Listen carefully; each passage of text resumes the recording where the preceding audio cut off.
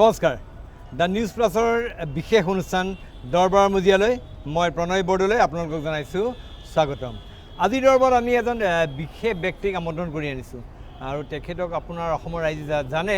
যদিও তেওঁ অসমৰ বৰ্তমান নিগাজী বাসিন্দা নহয়, তেওঁ বৰ্তমান থাকে বিদেশত, কিন্তু অসমত তেওঁ কাম কৰি আছে আৰু বৰ্তমান তেওঁ অসমৰ যিখন নতুন অসম চৰকাৰৰ যিখন অসম সংখ্যালঘু উন্নয়ন বৰ্ড আছে, সেই বৰ্ডৰ তেওঁক নতুনকৈ তেওঁক অধ্যক্ষৰ দায়িত্ব দিছে। আমাৰ সৈতে আছে লাওছৰ এগৰাকী প্ৰতিষ্ঠিত ব্যৱসায়ী, অসমৰ হোজাই যুৱক, আমাৰ সৈতে আছে হবিব মহম্মদ চৌধুৰী। হবিব, স্বাগতম জনাইছোঁ। আৰু হবিবৰ লগত মোৰ বহুত দিনৰ সম্পৰ্ক আছে, চিনাকি আছে হবিবৰ লগত, পুৰণা এয়া। মই খালি এতিয়া হবিবৰ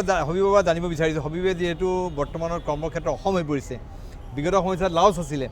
হবিবে এতিয়া ক'ৰ বাসিন্দা, লাওছৰ নে অসমৰ? নমস্কাৰ, মই প্ৰথমত দৰবাৰত আহি অশেষ ধন্যবাদ জ্ঞাপন কৰিছোঁ। প্ৰথমতে মই 18 বছৰ থাকোঁতে 1989ত মই লাওছত গুচি গৈছিলোঁ, ডুবাইৰ পৰা লাওছ গৈছিলোঁ, কিন্তু মই ইণ্ডিয়ান চিটিজেন। আচ্ছা, এতিয়াও ইণ্ডিয়ান চিটিজেন। মোৰ পৰিয়াল চবে অলমষ্ট চব তাৰ চিটিজেন হৈ গৈছে। মই পিয়ৰলি ইণ্ডিয়ান চিটিজেন। মই তাত মোৰ গ্ৰীণ কাৰ্ড আছে, মই গোটেই জিন্দগী তাত থাকিব পাৰিম। খালি বাকী চব আপোনাৰ এডভান্টেজ পাম, ভোটটো দিব নোৱাৰিম তাতে। আচ্ছা, ভোটটো বাকী চিটিজেনৰ নাগৰিকৰ সা সুবিধা সকলো পাম, খালি ভোট দিব নোৱাৰিম আৰু প্ৰপাৰ্টি কিনিব নোৱাৰিম মোৰ নামত। মানে লেণ্ড আছে, লেণ্ডবিলাক কিনিব নোৱাৰোঁ। মানে আপুনি ৰিয়েল এষ্টেট বিল্ডিং কিনিব পাৰে, চব কৰিব পাৰিব, লেণ্ড কিনিব নোৱাৰিব। আচ্ছা, সেইটো বাধা, সেইটো বাধা আছে। নাই, এতিয়া মই এই কথা জানিব মন গৈছে যে লাওছত মই যিমান জানো হবিবে তেওঁলোকৰ দেশত খুব ভাল কাম কৰি আছে, এজন ৰেচপেক্টেড বিজনেছমেন লাওছৰ। আৰু লাওছত দেশখনৰ যিটো পাৱাৰ চেণ্টাৰৰ লগতো হবিবৰ খুব ঘনিষ্ঠ সম্পৰ্ক। আমিতো হবিবক কওঁ যে টাটা অফ লাওছ এই বুলি কওঁ। আৰু হবিবৰে কিন্তু হবিবক আজি শেহতীয়াভাৱে আমি দেখিবলৈ পাইছোঁ, নিৰ্বাচনৰ পূৰ্বৰ পৰা তেওঁ অসমত আছিলে, অসমৰ কৰ্মক্ষেত্ৰ কৰিছে, অসমৰ বিভিন্ন ঠাই ভ্ৰমণ কৰিছিলে, সংখ্যালঘু উন্নয়নৰ কাৰণে কিছুমান কাম কৰি আছে আৰু শেষত এতিয়াৰ চৰকাৰে তেওঁক সংখ্যালঘু উন্নয়ন বৰ্ডৰ অধ্যক্ষৰ দায়িত্ব দিছে। গতিকে মই সেইকাৰণে সুধিছোঁ যে হবিবৰ কৰ্মক্ষেত্ৰ অসমলৈ পৰিৱৰ্তন হ'ব নে কেনেকুৱা হ'ব কথাটো? চাওক, প্ৰথমত মই অশেষ ধন্যবাদ জ্ঞাপন কৰোঁ আমাৰ অতি শ্ৰদ্ধাৰ মুখ্যমন্ত্ৰী ডক্টৰ হেমন্ত বিশ্ব শৰ্মা মহোদয়। তেওঁক মোক এই দায়িত্বটো দিছে বা তেওঁ এইটো মোৰ যোগ্যতা বুলি ভাবিছে, সেইকাৰণে তেওঁক মই অশেষ ধন্যবাদ জনাইছোঁ। আৰু মই খুব নিস্বাৰ্থভাৱে এই কামটো কৰি যোৱাৰ চেষ্টা কৰিম। আৰু মই অসমত থাকিম এতিয়া, যিহেতু এটা মোক এটা দায়িত্ব দিছে, গতিকে মই অসমত থাকিম আৰু মোৰ দায়িত্বটো মই খুব চিনচিয়াৰলি পালন কৰি যোৱাৰ চেষ্টা কৰিম। হবিবৰ আচলতে যিখন ভিয়েণ্টিয়ান, লাওছৰ ৰাজধানী ভিয়েণ্টিয়ানৰ যিখন তেওঁৰ ঘৰ আছে, সেইটো আমি তালৈ গৈছিলোঁ, সেইটো চৌধুৰী নিবাস। আৰু চৌধুৰী নিবাস আচলতে ভিয়েণ্টিয়ানৰ এটা লেখত ল'বলগীয়া ঘৰ, এটা খুব সুন্দৰ আটক-ধুনীয়া এটা প্ৰাসাদ। আৰু তাত কিন্তু তেওঁ অসমৰ চিনাকি ৰাখিছে, তাত বাহিৰত নেম প্লেটত লিখা আছে চৌধুৰী নিবাস আৰু অসমৰ চৌধুৰী হাউচ। আৰু বাহিৰত তেওঁ ভিতৰত আমি গামোচা, জাপি এইবিলাক দেখিবলৈ পাইছিলোঁ। গতিকে তেওঁ অসমৰ বুলি পেলাই তেওঁ পৰিচয় দিয়ে, তেওঁ তাত আছে। মই হবিবৰ সেই যাত্ৰাটো, মানে এজন হোজাইৰ পৰা ওলাই গৈ হবিবে কেনেকৈ গৈ লাওছ পালেগৈ, সেই জাৰ্ণিটো অলপ জানিব বিচাৰিছোঁ। চাওক, প্ৰথমত মই 1989ত ড্ৰপ আউট কলেজ আছিলোঁ, তো মই ভাবিলোঁ যে যিহেতু মোৰ কাৰণে পঢ়া শুনাটো অলপ অসুবিধা হৈ আছে, দুটা পইচা গোটাওঁ। মই আপোনাৰ হোজাইতে আছিলোঁ, হোজাইত অগৰ ব্যৱসায়টো খুব ডাঙৰ ব্যৱসায়। মই ভাবিলোঁ যে অগৰ দি ষ্টাৰ্ট কৰা যাওক। মই 500 টকা, মোৰ মামা এজন আছিলে সৈয়দ চাকিৰ হুছেইন বুলি, তেওঁৰ পৰা 500 টকা লৈ মই ক'লোঁ মোক ফৰ্মবিলাক ফিল আপ কৰি দি পাছপোৰ্ট বনালোঁ। পাছপোৰ্ট বনাই মই মোৰ যোনটো গাঁৱৰ মানুহ আছে তেওঁলোকৰ ওচৰত গৈ ক'লোঁ মই ডুবাই যাম, মোক অলপ ক্ৰেডিটত মানে ধাৰত আপোনাৰ বাকীত মোক অলপ অগৰৰ আঁতৰটো দিয়ক, তেলটো দিয়ক। অগৰৰ আঁতৰটো মোক দিলে, তেওঁলোকে দিলে। মই ক'লোঁ যে মই অহালৈকে আপোনালোকে মোৰ পৰিয়ালক কাকো পইচা খুজিব নোৱাৰিব, আৰু মই আহি আপোনাক দি দিম। মোৰ ভিজা 2 মাহ আছে, 2 মাহ পাছত মই আহি দি দিম। 2 মাহৰ ভিজা ডুবাইত আছে, মই দি দিম। এতিয়া মানুহে দি দিলে, যোনটো প্ৰাইজ আছিলে তাৰকৈ বহুত বেছি প্ৰাইজো লগালে, দি দিলে। দিয়াৰ পাছত এতিয়া প্লেনৰ টিকেটৰ পইচা নাই, এই গুৱাহাটীৰ পৰা মুম্বাইৰ পৰা ডুবাই যাবৰ কাৰণে। আমি কি কৰিলোঁ, যিমান দি কিনিছিলোঁ অলপমান আগৰৰ আঁতৰটো ওলাই তাতকৈ কম দামত হুজাই বিক্ৰী কৰি মোৰ কলেজৰ ID কাৰ্ড এটা আছিলে তো ষ্টুডেণ্ট ID কাৰ্ড সেইটো টেক্স আকৌ ফ্ৰী পোৱা যায় মই টিকেট এখন কিনিলোঁ কিন্তু গুচি গ'লোঁ বম্বে গৈ ভিজা লৈ ট্ৰেভেলছৰ পৰা গুচি গ'লোঁ ডুবাই তাত মোৰ বন্ধু বান্ধৱ আছিলে তেওঁৰ লগত তাত থাকিলোঁ থাকি আপোনাৰ এই আগৰৰ আঁতৰটো বিক্ৰী কৰি দিলোঁ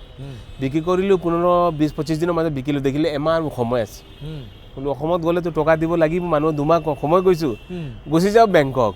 ডুবাইৰ পৰা গুচি গ'লোঁ 6 আৱাৰ ফ্লাইট বেংকক আচ্ছা বেংকক প্ৰথমবাৰ কাৰণে অসমৰ বাহিৰত গৈছে 18 বছৰ আচ্ছা ভালকৈ ইংলিছো ক'ব নোৱাৰোঁ আচ্ছা গুচি গ'লোঁ বেংকক গৈ তাত আমাৰ আফতাব আহমেদ আছিলে ছিংগাৰ তেওঁ আছিলে তেওঁ ইনস্পায়াৰ হয় তেওঁ আমাৰ মানে ইউথৰ মোৰ ইনস্পায়াৰ তেওঁ হয় শুনা পাওঁ তেওঁ লাউচত যায় অগৰ আনে তেওঁ খুব ডাঙৰ আগৰ ব্যৱসায় কৰিছে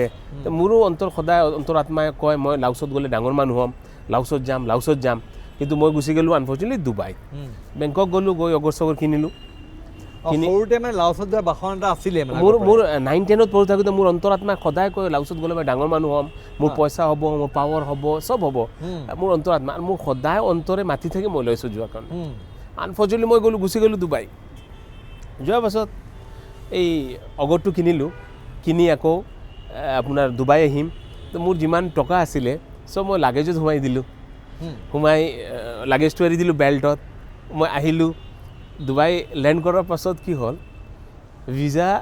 আপোনাৰ ছাবমিট কৰিব লাগে আপুনি এই কাউণ্টাৰ এখনত ভিজাটো পায় আৰু এই ভিজাটো ইমিগ্ৰেশ্যনত দিলে ষ্টাম্প মাৰি ওলাই যায় মই আহিলোঁ ভিজা নাই মোৰ ভিজা ৰেডি হোৱা নাই শুক্ৰবাৰ না থাৰ্ছডে পৰি গ'ল থাৰ্ছডে আৰু ফ্ৰাইডে ভিজা নাই এতিয়া কি হ'ল মই আহিতো এটা ৰুমত আমাক চবক বন্ধ কৰি থৈ দিলে তাত কিছুমান পাকিস্তানী মানুহ আছিল পাঠান আছিলে দুনিয়াৰ বিভিন্ন দেশৰ মানুহ আছিলে মই তাত বহি আছোঁ মইতো পইচা নাই পানী খাই আছোঁ 1 ঘণ্টা 2 ঘণ্টা 7 ঘণ্টা 8 ঘণ্টা পাঠান এটাই দেখিলে মোক ক'লে ভাই তুমি পানী কিয় খাই আছোঁ বোলো পানী খাই আছোঁ মোৰ ভোক লাগিছে পানী খাই ক'লে চেণ্ডউইচ এটা বোলে খোৱা নাই মই ভিক নলওঁ বোলে এই অলপ মাৰিলোঁ আৰু ভিক নলওঁ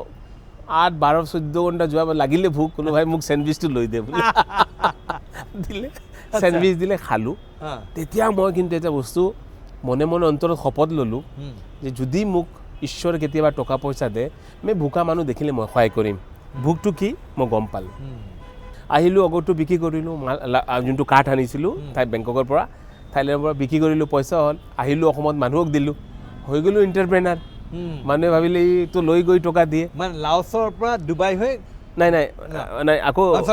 বেংককৰ পৰা বেংকক হৈ গুৱাহাটী আহি মানে ডুবাই আহি অগৰটো বিকিলোঁ বিকি ইয়াৰ পাছত পইচা লৈ আহি গ'লোঁ আপোনাৰ হোজাই আহি মানুহ টকা পইচা দি দিলোঁ যাৰ যি লৈছিলোঁ বাছ হৈ গ'লোঁ এণ্টাৰপ্ৰেনাৰ মানুহে ভাবিলে ভাল ব্যৱসায় হৈ গৈছে অহা যোৱা চলিলে পইচা গোটাওঁ সেই আৰম্ভণিৰ পৰা যেতিয়া অলপ পইচা পালে তেতিয়াৰ পৰা ভৱিষ্যতে মানে ডুবাই অহা যোৱা আৰম্ভ কৰিলোঁ মানে ইয়াৰ পাছত মই অহা যোৱা কৰি আছোঁ যি গোটাওঁ শ্বপিং টপিং কৰি খৰচা কৰি শেষ কৰি দিওঁ চলি আছে তেনেকুৱা চলিলে কিন্তু মোৰ অন্তৰাত্মা সদায় মাতি থাকে মই লাউচত যাম তো 89 আৰু একদম 98ত মোৰ ডাঙৰ ল'ৰাটো ডুবাইত জন্মগ্ৰহণ কৰিলে হাইদৰ মহম্মদ চৌধুৰী তেতিয়া ফেব্ৰুৱাৰীৰ 6 তাৰিখে জন্ম হ'ল ফেব্ৰুৱাৰীৰ 20-25 তাৰিখ মই গুচি গ'লোঁ লাউচত যেতিয়া লাউচত গৈ লেণ্ড কৰিলোঁ বা এটা ঠাণ্ডা বতাহ আহিলে ব্ৰিজ এটা লাগিলে এই মাতৃভূমি এই দেশখন মোৰ কাৰণে ঈশ্বৰে মোৰ কাৰণে বনাইছে ভিয়েণ্টাইন মই গ'লোঁ আপোনাৰ এটা ফ্লাইট যায় খালি ৰাতিপুৱা আৰু নাযায় বেংককৰ পৰা এটা ফ্লাইট এটা নে 2টা ফ্লাইট গ'লোঁ তাত ভাল লাগিলে ষ্টাৰ্ট কৰিলোঁ কিমান চনৰ ঘটনা এইটো 1998 89ত মই অসমৰ পৰা গ'লোঁ আৰু 98ত মই ডুবাইৰ পৰা লাউচ পালোঁ মানে মাজৰ এই কেইবছৰ আপুনি ডুবাই অহা যোৱা মই কৰি আছোঁ তাত আছোঁ অহা যোৱা কৰি আছোঁ যেতিয়া গ'লোঁ তাত গৈ দেখা পালোঁ অগৰটো তাত আপোনাৰ পাৰ্মিট নাই ইলিগেলৰ নিচিনা কৰে পুলিচে ধৰে তেতিয়া মই লাউচৰ পৰা ডাঙৰ 2-4জন VIPক লৈ আহিলোঁ ডুবাই আনি তেওঁলোকক দেখালোঁ আছোঁ অগৰৰ মাৰ্কেট কিমান ডাঙৰ মাৰ্কেট আপোনালোকে কিয় খুলি নিদিয়ে তেতিয়া মোক ক'লে তুমি এক কাম কৰা তুমি তাত আকৌ লাউচত মিনিষ্ট্ৰী অফ ডিফেন্সে বিজনেছ কৰে তো মই ডিফেন্সৰ লগত শ্বেয়াৰ হোল্ডাৰ হৈ মই অগৰৰ প্ৰথম লাইচেঞ্চ মোক দিলে অগৰৰ লাইচেঞ্চটো দিলে অগৰ খেতি কৰিবলৈ আপোনাৰ এক্সট্ৰেক্ট কৰাৰ কাৰণে Extract কৰাৰ খেতি কৰাৰ কাৰণে তাত চলি আছিলে কিন্তু ইলিগেল চলি আছিলে নন অফিচিয়েল চলি আছিলে তো মোক পাৰ্মিশ্যন দিলে আৰু মই মিনিষ্ট্ৰী অফ ডিফেন্সৰ পাৰ্টনাৰ হৈ গ'লোঁ বিজনেছত আচ্ছা তাৰমানে আগৰ যিটো হয় আমি যিটো কৰোঁ আগৰ খেতি সেই বস্তুটো তাতো হয় তাতো খাচী হয়। খেতি তাতো হয় তাতো সেই হয়। গছটো তাত হয় তাত হয়। তাৰমানে সেই এনভাইৰনমেণ্টটো আমাৰ অসমৰ এনভাইৰনমেণ্টৰ লগত বহুখিনি মিল আছে নেকি 99 চিমিলাৰিটি আছে 99% চিমিলাৰ আছে আচ্ছা ভাষা খোৱা মানুহৰ ব্যৱহাৰ নাম আপোনাৰ ফেষ্টিভেল চব অসমৰ মানুহৰ লগত মিল আছে মই এটা কৈ আছোঁ আচ্ছা আপোনাক তো মই তাত গ'লোঁ দেখিলোঁ এই দেশখন মোৰ কাৰণে ঈশ্বৰে বনাইছে এই 2000 মই ব্যৱসায় চব আৰম্ভ কৰিলে। কৰিলোঁ পেক আপ কৰিলোঁ ডুবাই তাত ছেটেল হৈ গ'লোঁ ব্যৱসায় ভাল চলিলে এই আমি ভালকৈ ধুনীয়াকৈ কৰিলোঁ 2010ত মই চিন্তা কৰিলোঁ যে টকা পইচাটো গোটালোঁ নিজৰ মাতৃভূমিৰ কাৰণে কি কৰিলোঁ একোতো কৰা নাই এই 2010ৰ পৰা লৈকে মোৰ সৰু ভাইটি সাদিক মহম্মদ চৌধুৰী এতিয়া তেওঁ তাৰ চিটিজেনশ্বিপ হ'লে লাউচতো যদি আপুনি চিটিজেনশ্বিপ চেঞ্জ কৰে নামটো চেঞ্জ কৰিব লাগে আচ্ছা তো সি আছিল সাদিক মহম্মদ চৌধুৰী এতিয়া তেখেত হৈ গ'ল সুক্তাবি চৌধুৰী সুক্তাবি চৌধুৰী আচ্ছা আচ্ছা তেওঁৰ নামটো তো সাদিক ভাতৃয়ে নাগৰিকত্ব সলনি কৰে কিন্তু হাবিব চৌধুৰীয়ে কৰা নাই মই কৰা নাই আচ্ছা তো তেওঁৰ ফেমিলি মোৰ ফেমিলি কৰিছে এতিয়া এই মোৰ ল'ৰা কেইটা হৈছে মোৰ ৱাইফো হোৱা নাই ইয়াৰ পাছত এই সি আহিলে সি মোৰ লগত আহিলে তেওঁৰ লগত মই কথা পাতিলোঁ আমি কি কৰিলোঁ নিজৰ পইচা গোটালোঁ মান সন্মান হ'ল চব হ'ল কি কৰিলোঁ তেতিয়া আমি ভাবিলোঁ এক কাম কৰোঁ আমি এটা ফাউণ্ডেশ্যন কৰোঁ যোনটো মোৰ ফাউণ্ডেশ্যনৰ জে ফাউণ্ডেশ্যন মোৰ মাতৃ আৰু পিতৃৰ নামত আমি এটা জে ফাউণ্ডেশ্যন কৰিলোঁ জে মানে জাহানাৰা এফ ফৰ ফজলুৰ ৰহিম চৌধুৰী আচ্ছা তো জে ফাউণ্ডেশ্যন এটা কৰিলোঁ যোনটো আমাৰ আছিলে মই সৰু থাকোঁতে দেখা পাওঁ যে কিবা যদি আপোনাৰ ফ্লাড হয় বা কিবা ডিজাষ্টাৰ হয় তে মুছলমান মানুহে মুছলমানক সহায় কৰে হিন্দু মানুহে হিন্দু মানুহক সহায় কৰে খ্ৰীষ্টান মানুহে খ্ৰীষ্টানক কৰে মই সৰু থাকোঁতে সদায় মোৰ বেয়া লাগে বস্তুটো দেখি মই ভাবিছিলোঁ যোনদিনা মোৰ পইচা হ'ব মই যদি এটা ফাউণ্ডেশ্যন বনাওঁ তেতিয়াহ'লে মই ভাষা ধৰ্ম বৰ্ণ নিৰ্বিশেষে বনাম তেতিয়া মই নামটো দিলোঁ জে ফাউণ্ডেশ্যন ফৰ হিউমেনিটি মানৱতাৰ কাৰণে মোৰ টেগটো আছিলে ফৰ হিউমেনিটি মানৱতাৰ কাৰণে আমি সৰু সুৰা কাম ষ্টাৰ্ট কৰিলোঁ মোৰ লেভেলৰ যিমান পাৰোঁ মোৰ CSR পইচা আৰু এট এ টাইমে আমি চিন্তা কৰিলোঁ আমাৰ মাতৃভূমিৰ কাৰণে কি কৰিলোঁ এই মই ৰূপক গোস্বামী মোৰ খুব ভাল বন্ধু তেখেত হয় ৰূপক গোস্বামী তেওঁৰ লগত কথা পাতিলোঁ ৰূপক ভাই কিবা এটা কৰোঁচোন ক'লে মইতো অসম চেম্বাৰৰ চেয়াৰমেন ৰূপম গোস্বামী আৰু তেতিয়া আমাৰ এই ইণ্ডিয়াৰ আমাৰ প্ৰেচিডেণ্ট আছিলে শ্ৰীমতী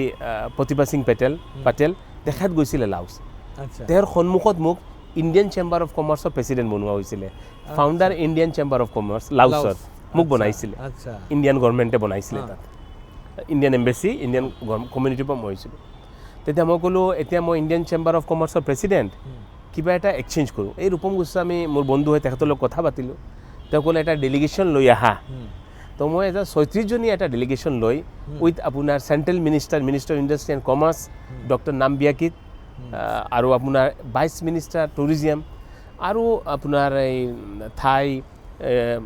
ফ্ৰান্স ছুইডিছ লাউচত যি আছে লাউচিয়ান লৈ এটা ডেলিগেশ্যন লৈ মই লাউচত গুৱাহাটীত আহিলোঁ গুৱাহাটী মোৰ 2010ৰ কথা কৈছোঁ আপোনাৰ অক্টোবৰ নৱেম্বৰ এনেকুৱা আহিলোঁ আমি ভাল এটা ডেলিগেশ্যন কৰিলোঁ আমি ভাল ৰেছপন্স পালোঁ মানুহে ৰেছপন্স দিলে ইয়াৰ পাছত ৰূপম গোস্বামী মোৰ বন্ধুত্ব বহুত সহায় কৰিলে ধুনীয়াকৈ এটা ইভেণ্ট হ'ল ইয়াৰ পাছত মই দেখিলোঁ এইটো ভাল বস্তু তো মই ভাবিলোঁ যে প্ৰত্যেক বছৰ আমি দুটা ইভেণ্ট কৰিলোঁ আমি নাগালেণ্ড কৰিলোঁ আমি অৰুণাচল কৰিলোঁ আমি মণিপুৰ আমি কৰিলোঁ আমি মেঘালয়ত কৰি গ'লোঁ তো আমি ষ্টুডেণ্ট এক্সচেঞ্জ কৰিলোঁ গুৱাহাটী ইউনিভাৰ্চিটিত আমি কালচাৰেল এক্সচেঞ্জ আমাৰ মোৰ ভাল সম্পৰ্ক ভাই নিচিনা জয়ন্ত মল্ল ডাঙৰীয়া তেওঁ যেতিয়া চেয়াৰমেন আছিলে টুৰিজিমত আমি তেওঁৰ লগত টুৰিজিম এক্সচেঞ্জ চাইন কৰিলোঁ বাইলেটেৰেল ট্ৰেড আমি কৰিলোঁ ইয়াৰ পাছত 2012ত 2 বছৰ পাছত মোক ASEAN ইণ্ডিয়া বিজনেছ কাউন্সিলৰ চেয়াৰ বনাই দিলে ASEAN ইণ্ডিয়া বিজনেছ কাউন্সিলৰ চেয়াৰ বনাই ASEAN কওঁতে 10টা দেশ বুজায় আপুনি জানে 10টা দেশ না Cambodia Laos Vietnam Indonesia Malaysia Singapore Brunei আৰু ফিলিপিন আৰু ম্যানমাৰ এই দক্ষিণ পূব এছিয়াৰ যিকেইখন দেশ আছে সেই দেশকেইখন মিলি এছিয়ান কাউণ্ট্ৰি লাউছ তাৰে এছিয়ান ইণ্ডিয়ান কাউন্সিলৰ চেয়াৰমেন মই লাউছ চেপ্টাৰৰ চেয়াৰমেন মই যেতিয়া চেয়াৰমেন হ'লোঁ মই প্লেটফৰ্মটো ডাঙৰ পাই গ'লোঁ তেতিয়া আমি এডভান্টেজ আছাম যোনখন হৈছিলে তাত গুৱাহাটীত মই আঠখন দেশৰ মই মিনিষ্টাৰ লৈ আহিলোঁ মণিপুৰত আপোনাৰ হৈছিলে নৰ্থ ইষ্ট ছাবমিট তাতো মই লৈ গ'লোঁ কিন্তু মই ইয়াত দুষাৰ কথা আপোনাক ক'ব বিচাৰি আছিলোঁ মই যেতিয়া 1995ত বোধহয় 1995ত যদি মই ভুল নহওঁ কুৱেইটে আপোনাক আক্ৰমণ কৰিলে ইৰাকে তেতিয়া মই ডুবাইত আছিলোঁ আচ্ছা তো মই ডুবাই আছিলোঁ মই দেখা পাওঁ 5 ষ্টাৰ হোটেলত আৰৱ মানুহ বহি আছে মানে হোটেলত আছে আমাৰ এপাৰ্টমেণ্টৰ পৰা দেখা যায় আৰু তেওঁলোক কি লাভিছ তেওঁলোকৰ লাইফ হঠাৎ ৰাতিপুৱা দেখোঁ 7টাৰ সময়ত চব মানুহ ফুটপাথত বহি আছে মহিলা মঠা মানুহবিলাক বহি আছে কিয় বহি আছে ৰাস্তাত মানুহে খোৱা দি আছে তেওঁলোকক চেণ্ডউইচ দি আছে ব্ৰেড দি আছে আৰে ক'লে নহয় আমাৰ দেশটো আপোনাৰ ইৰাকে এটেক কৰিলে মই দেখা পালোঁ ৰাতি 5 ষ্টাৰত আৰু ৰাতিপুৱা ফুটপাথত বহি মানুহে খোৱা দি আছে সিহঁতে ক'লে যে আমাৰ যি পইচা আছে এইটো আমি বেয়া কৰিব বিচৰা নাই আমি এই আপোনাৰ হোটেলত নাথাকোঁ তাত থাকোঁ এই সময়ত মই আহি গ'লোঁ বম্বে কেইদিনমান মোৰ কেছ শেষ হৈ গ'ল মই বম্বে আপোনাৰ এটা আল ফাৰুক বুলি এটা আছিলে মোৰ ভাল বন্ধু আল ফাৰুক আহমেদ হয় তেওঁৰ অফিচত মই থাকোঁ তেওঁলোকে ৰাতিপুৱা অফিচ কৰে তাত বম্বে ছিষ্টেম গদ্দিৰ নিচিনা হয় মাৰোৱাৰী মানুহৰ নিচিনা ফ্লেটত বহে তেওঁলোকে বহি মানে অফিচ কৰে তো ৰাতি মই চাদৰ বিছাই তাত শুওঁ তেওঁলোকৰ তাত শুওঁ আৰু যেতিয়ালৈ বম্বেত আপোনাৰ এই ডাব্বা দিয়ে খোৱা দিয়ে ডাব্বা দি খোৱা আহে দুপৰীয়া তেওঁলোক অফিচৰ মানুহে বহে ময়ো বহি থাকোঁ মই মাতাৰ আগত জাপ মাৰি বহি যাওঁ খোৱাত যদি মোক নামাতে মোৰ ওচৰত পইচা নাই মই খাম কেনেকুৱা সেইটো কেতিয়া ঘটনা এইটো জাষ্ট কুৱেইট যেতিয়া ডুবাই আহিছোঁ তেতিয়া মানে ৰ মেটেৰিয়েল আছে চব আছে কেছ শেষ হৈ গৈছে হাতৰ পৰা এনেকুৱা মই দিন দেখা পাইছোঁ মোৰ আইতা তেওঁ ঢুকালে তেওঁ মোক সৰুৰ পৰা পালি ডাঙৰ দীঘল কৰিলে মই তেওঁক দেখিব আহিব পৰা নাই যিহেতু মানুহৰ বস্তু লৈ মই ডুবাই গৈছোঁ মানুহ আহিলে টকা দিব লাগে বস্তু বিকিব পৰা নাই আহিব পৰা নাই চ' বহুত হাৰ্ড টাইম আপোনাৰ লাইফত গৈছে লাইফ ইমান ইজি নহয় বহুত ষ্ট্ৰাগল কৰিব লগা হৈছে কিন্তু মই কেতিয়াও গিভ আপ দিয়া নাই মোৰ এটা গ'ল আছিলে যে মই এই লাউছত যাম আৰু মোৰ জিন্দগীত কিবা এটা বস্তু কৰিম সেইটোকে সুধিব গৈছে যে লাউছত যিমান জানো আমি হবিশ্বৰীৰে খুব সুদৃঢ়ভাৱে খোপনি পুতিলে আৰু লাউছততো আৰু ইণ্ডিয়ান বিজনেছমেন আৰু আছিলে তাৰ মাজত হবিশ্বৰী জিলিকি উঠিলে আৰু হবিশ্বৰীয়ে লাহে লাহে তাত লাউছত এটা বিশাল ব্যৱসায় সাম্ৰাজ্যখন গঢ়ি দিলে মোৰ সেইটোৱে জানিব মন গৈ আছে যে হোজাইৰ পৰা যোৱা এজন কলেজ ড্ৰপ আউট যুৱক এজনে কেনেকৈ গৈ লাউছত খোপনি পুতি লাউছৰ এজন প্ৰতিষ্ঠিত ব্যৱসায়ী পৰিণত হ'ল কি তাৰ আঁৰৰ ৰহস্য কি চিক্ৰেট কি আছে চাওক মই আপোনাৰ জৰিয়ে ইউথক জনাব বিচাৰি আছোঁ সদায় নিজৰ অন্তৰ আত্মাৰ কথাটো শুনিব লাগে যে আপোনাৰ মাজত যোনটো গুণটো আছে এইটো সদায় আপুনি গম পায় এইটো বেলেগ মানুহে গম নাপাব আপুনি গম পায় আপোনাৰ টেলেণ্ট কি আছে বা আপুনি কি কৰিব বিচাৰি আছে মোৰ এটাই এজেণ্ডা আছিলে যে মোৰ অন্তৰে কৈছিলে মই লাউছত গ'লে ডাঙৰ মানুহ তো মই বহুত বাধা বিঘিনি মাজতে লাউছ গৈ পাইছোঁ লাউছ পোৱাৰ লগে লগে এই যে মোৰ অন্তৰ আত্মাই মাতিছিলে আৰু যোনটো কাম কৰিব দিছিলে সেই কাম মই কৰিলোঁ অগৰৰ ভাল অগৰ হ'ল আমি 4 লাখ গছ অগৰৰ লগালোঁ 10,000 হেক্টাৰত 4 লাখ অগৰ ৱৰ্ল্ডৰ আপুনি ক'ৰবাত অগৰৰ 4 লাখ গছ দেখা নাপায় আমাৰ গাৰ্ডেনত আপুনি দেখা পাব মানে একেলগে আছে এটা ঠাইত এটা 4 লাখ গছ আছে আৰু গছ 20 বছৰ ইমান ডাঙৰ গছ হৈছে আজি যদি আমি এই গছটো কাটি এক্সট্ৰেক্ট অইল কৰোঁ আপোনাৰ 2,400 কোটি টকাৰ খালি আমাৰ মানে এছেট আছে সেইটো প্ৰডাকশ্যন হৈ আছে না এতিয়া আমি কৰা নাই এইটো ৰাখি দিছোঁ আমি বেলেগ প্লাণ্টেশ্যনৰ পৰা অগৰ আহি আছে ইয়াৰ পাছত আমি অগৰৰ পৰা ডাইভাৰ্চিফাই কৰিলোঁ আমি আই টিৰ ব্যৱসায়ত গুচি গ'লোঁ আমি গুচি গ'লোঁ নিজৰ পাৰফিউম ব্ৰেণ্ড আছে HSMM ফ্ৰেগনেন্স আমি বনালোঁ লাউচৰ প্ৰথম লাউচৰ ফ্ৰেগনেন্স কোম্পানী আমাৰ সেই গোটেই লাউচৰ মাজত নামটো HSMM ফ্ৰেগনেন্স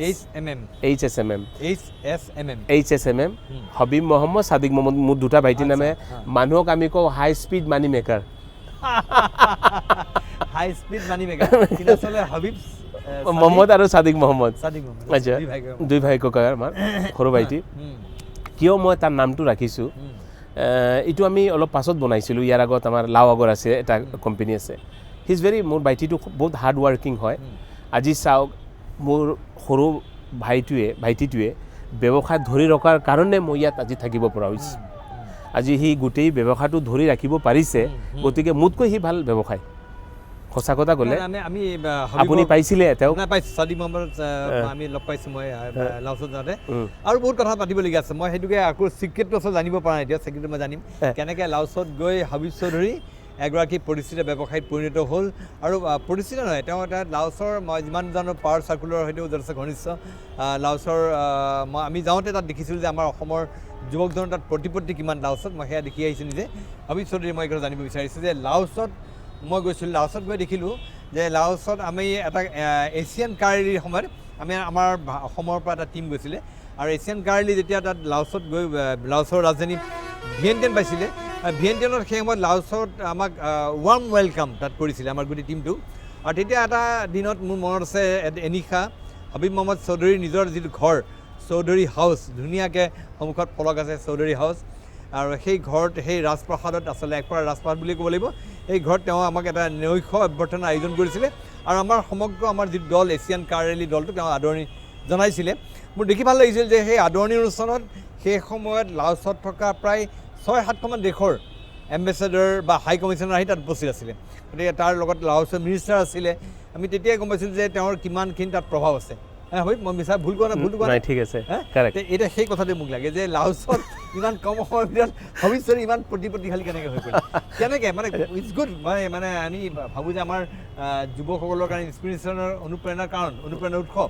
আৰু তেওঁ তাত এনেকুৱাকৈ প্ৰভাৱ বিস্তাৰ কৰিলে যে তেওঁলোকে সকলোৱে তেওঁক আদৰণি জনাইছিল কেনেকৈ ইমান প্ৰভাৱ বিস্তাৰ কৰিছে চাওক প্ৰথমে মই ক'ব বিচাৰিছোঁ যোনটো ঘৰত গৈছিলে চৌধুৰী হাউচ মোৰ ঘৰ তেতিয়া ৰেনোভেশ্যনত আছিলে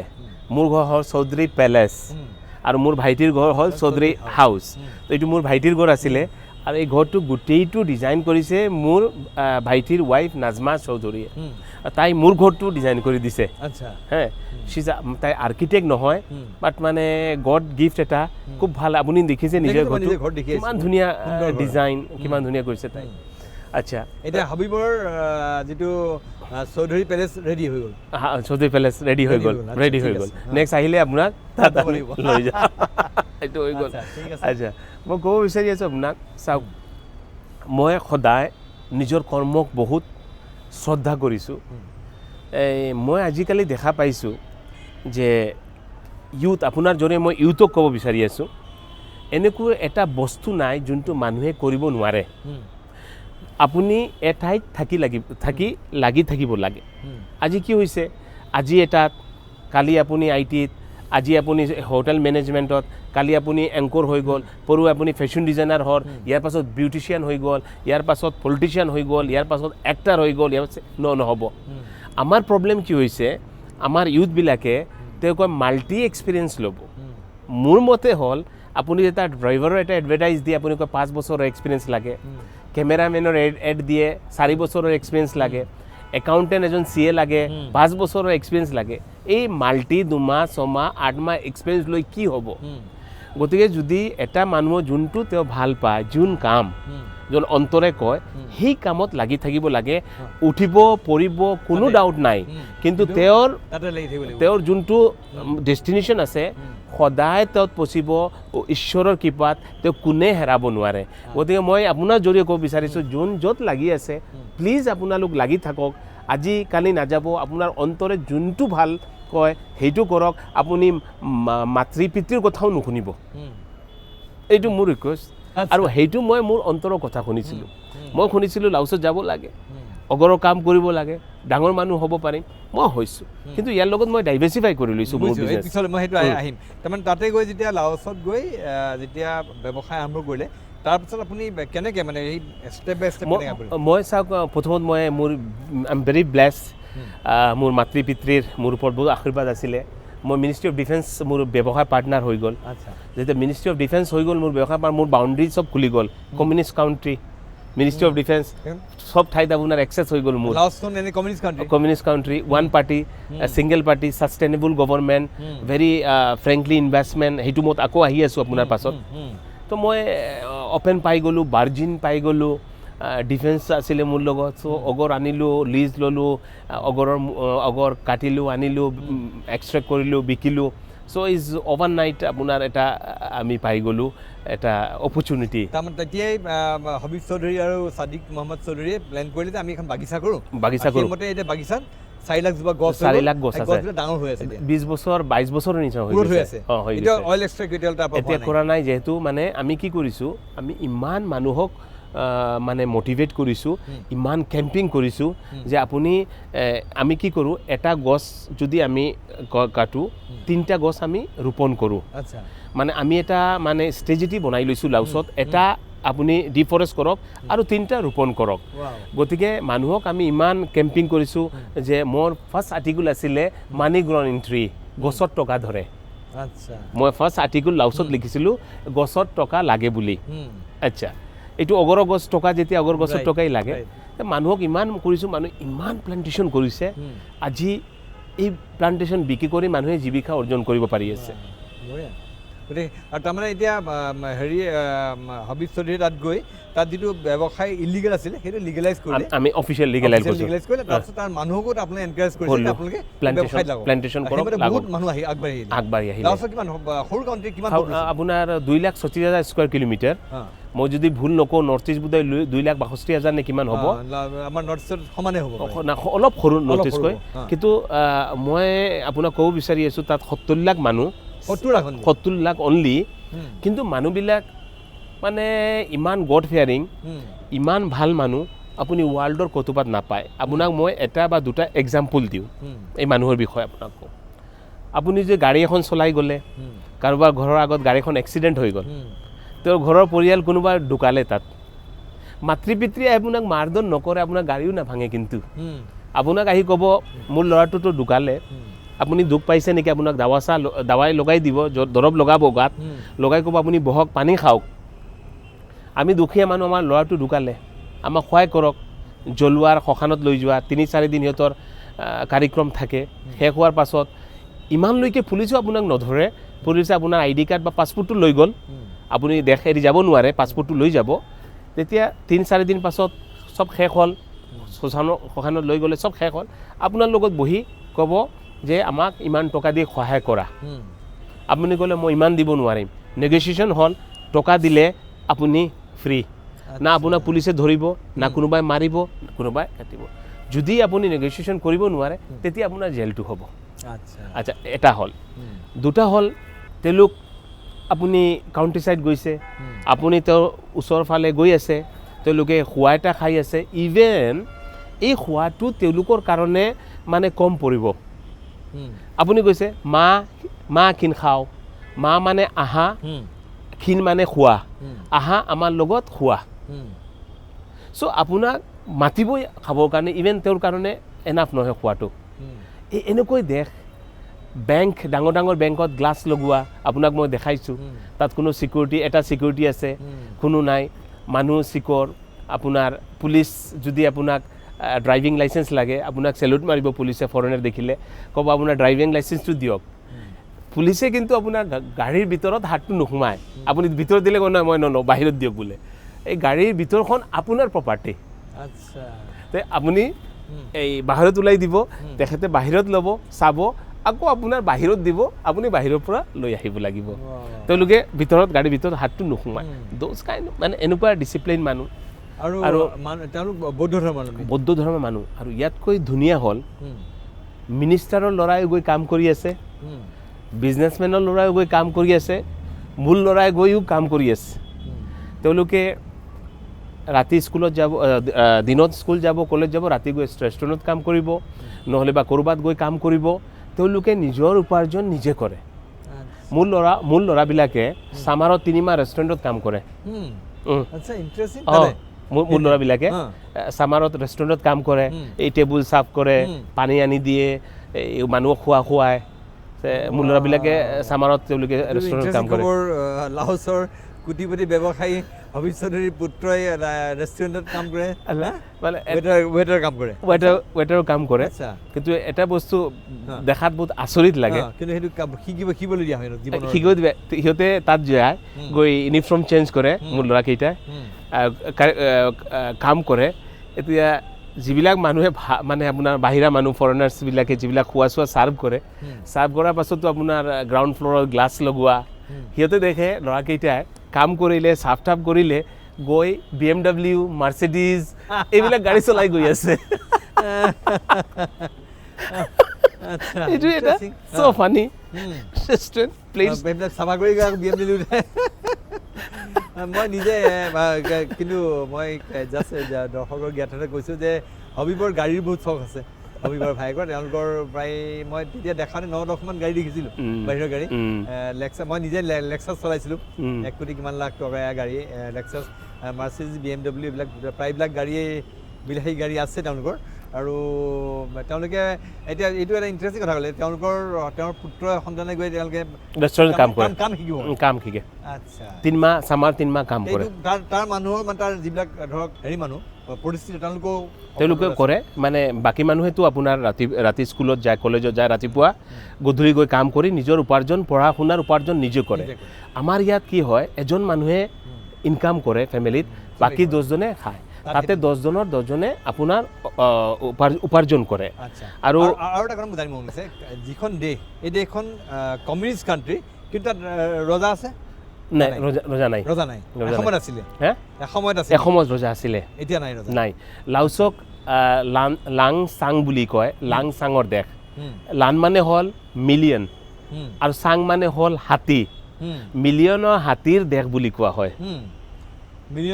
মিলিয়নৰ হাতীৰ দেশ বুলি কোৱা হয় সেইকাৰণে লাং মানে হ'ল আপোনাৰ মানে মিলিয়ন লান আৰু চাং মানে হ'ল হাতী লাং চাং আচ্ছা ইন্টাৰেস্টিং এনে লাওস যিখন তাৰ ইকনমি কেনেকুৱা মানে এইটো আমাৰ চাওক লাওছক সাউথ ইষ্ট এছিয়াৰ বেটাৰী বুলি কোৱা হয় আচ্ছা লাওছৰ 26% আপোনাৰ মেগাৱাট পটেনশিয়াল হয় 26,000 মেগাৱাট পটেনশিয়াল তেওঁলোক কি কৰে আপোনাৰ হাইড্ৰ পাৱাৰ বনায়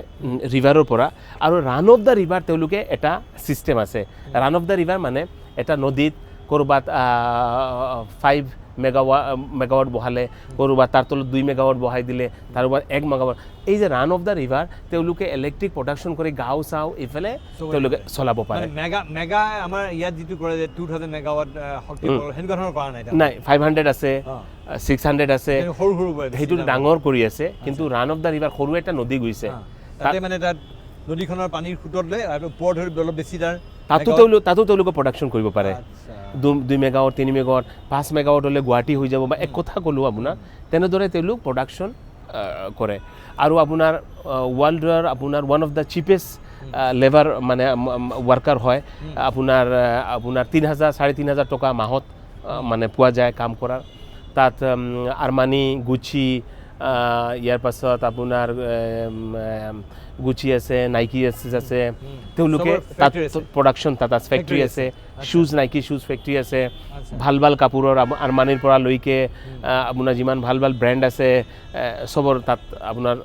ফেক্টৰী আছে তাৰমানে ইকনমিটো ষ্টেবল এণ্ড ইকনমি ষ্টেবল মানুহৰ ওচৰত পইচা আছে মানুহ গড ফেয়াৰিং মানুহ খুব ভাল পায় খৰচা কৰোঁতে আপুনি দেখা পাইছে গধূলি কেনেকৈ তেওঁলোক খৰচা কৰে সোমবাৰৰ পৰা ফ্ৰাইডেলৈকে কাম কৰে ফ্ৰাইডে ছেটাৰডে ছানডে ফ্ৰাইডে ৰাতিৰ পৰা ষ্টাৰ্ট হ'ল আপোনাৰ এনজয়মেণ্ট তেওঁলোকৰ খোৱা বোৱা পাৰ্টি ফ্ৰাইডে ছেটাৰডে ছানডে আকৌ মানডে কামত গ'ল তেনেকুৱা ছিষ্টেম আচ্ছা এতিয়া লাওছত আমি যিটো জানো যে প্ৰথমটো ফ্ৰেগনেন্স কোম্পানী আপুনি আৰম্ভ কৰিলে লাওছত এনেকুৱা চেণ্টৰ হেৰি তাৰপিছত আৰু কি ব্যৱসায় কি বোলে বস্তু আপোনালোকৰ ব্যৱসায় ডাইভাৰ্চিফাই কৰিছে আমাৰ আউটলেট আছে আমি ফ্ৰেগনেন্স দি ষ্টাৰ্ট কৰিছোঁ খুব ধুনীয়া চলি আছে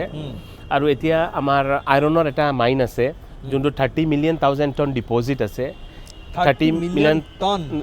টন ডিপজিট আছে যোনটো 62 পৰা 60 আপোনাৰ 6% এফি আছে মানে এইটো কোৱান্টিটি মানে 62 পালে মানে কোৱালিটি হাই কোৱালিটি আমি 62 পৰা 66% লৈকে আমি পাওঁ আচ্ছা কেতিয়াবা মেগনেটিটো হৈ যায় লাগি যায় মেগনেটত আৰু আমি মাহত 2 লাখ টন এক্সপোৰ্ট কৰি আছোঁ বৰ্তমানে এইটো মোৰ সৰু ভাইটি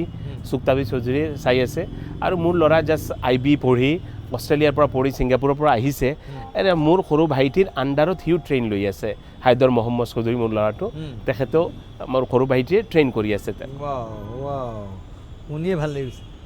আৰু আইটিটো আছে বুলি শুনিছিলোঁ আইটি চলি আছে ভাল